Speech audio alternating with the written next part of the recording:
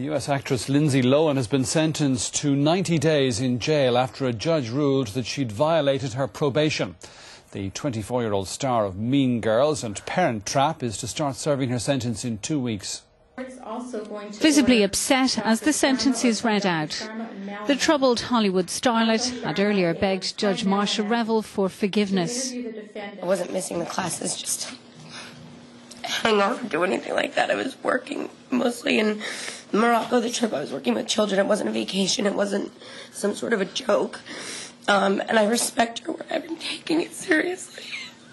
But the court was unmoved, noting that the 24-year-old had missed 7 alcohol education classes over the past 6 months and had not attended her meetings once a week, as clearly instructed by the judge. The classes were imposed after Lohan pleaded guilty back in 2007 after being arrested for drunken driving and cocaine possession.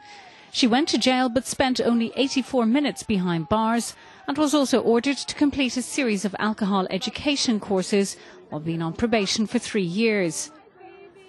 However, she missed a number of them and also missed a court date in May as she was travelling overseas at the time and blamed her absence on a lost passport.